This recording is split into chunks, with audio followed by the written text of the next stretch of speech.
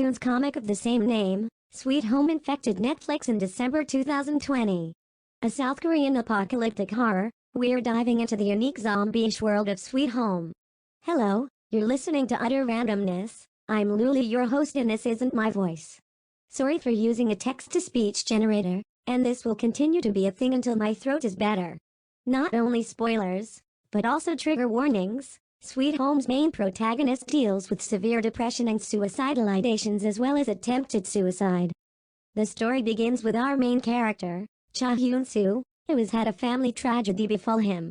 After a car accident rips his family away from him, Hyun-soo must grapple with his already lonely life.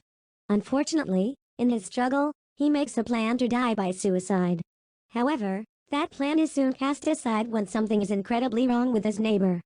Quickly, we realize that something has begun infecting people, changing them into monsters. But not just any monsters, they turn into beings that reveal their most hidden desires.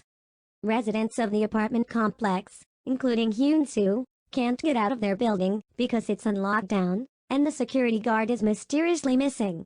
Fighting for their lives, characters are easily divided as they try to move on with their differences in order to survive this horrific turn of events. They try to gather the remaining survivors to the ground floor where there is a supermarket, and it's easily defendable compared to other locations. Hyun-soo, who saved 2 orphans after the death of their father, is saved by a disabled tenant. However, shortly after, Hyun-soo is beginning to show symptoms of turning into a monster. This is where some things get weird, and yes, weirder than the lotus and protein monsters. Hyun-soo is now divided into 2 distinct beings, himself and the monster residing inside. Hyun-soo even has conversations with this being, fighting against him so he doesn't completely turn.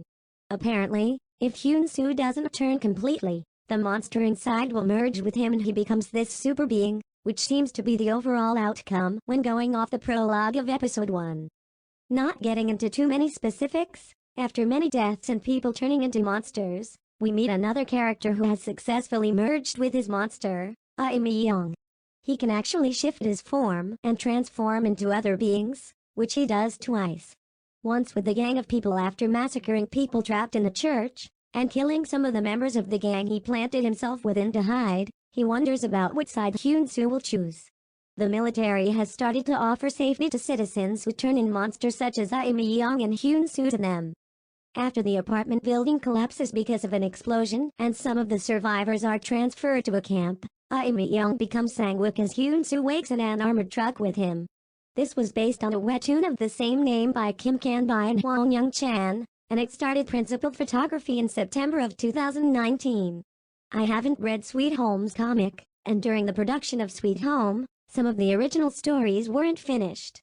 Thankfully, director Liu Bok knew kind of how Sweet Home was going to end, or at the very least the direction the original creators were heading with their comic. However, he still decided to go in a different direction as well because of the platform it was being shown on.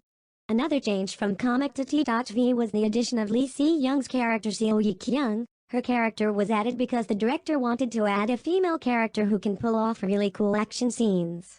Obviously, the monsters are the key to this story. Legacy Effects, VFX Studio Westworld, and Spectral Motion handled the visual effects and G for Sweet Home.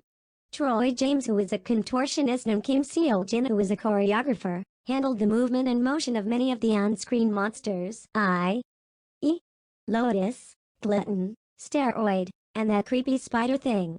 Now, monsters, who are the main antagonists for Sweet Home. They vary in size, shape, and ability.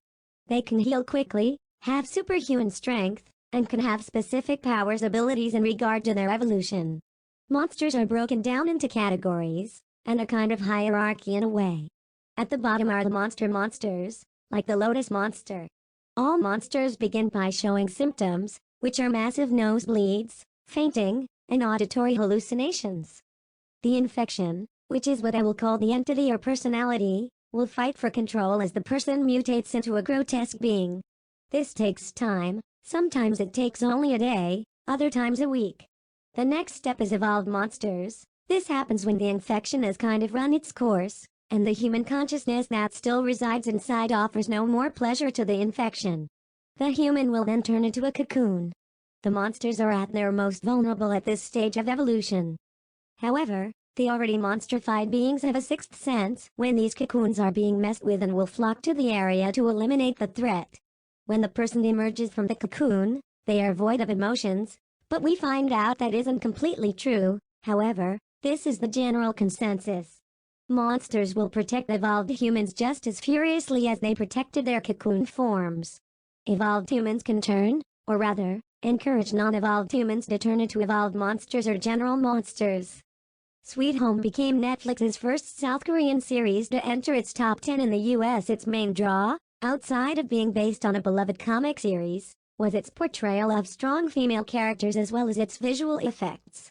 Others, though, critiqued that the soundtrack didn't really fit the narrative or story, and the lack of monsters in the later episodes was a letdown. I rate Sweet Home a 4 out of 5. I believe it's a unique take on monsters, infections, and zombie-like creatures. I didn't read the original source material, meaning I didn't go into this biased or with my own thoughts and was able to enjoy the show for what it's worth. Humans making connections in the wake of a devastating, life-altering pandemic. Now, Netflix has neither confirmed nor denied a season 2 for Sweet Home as of August 6, 2021. There could be a couple of reasons for this. Firstly, Korean shows don't usually have multiple seasons outside of variety-type shows. Secondly, the pandemic is still a concern. Thirdly, getting actors/actresses back, and more. I'm anticipating a second season because of how the first ended. Cliffhanger, anybody? But I do have hopes.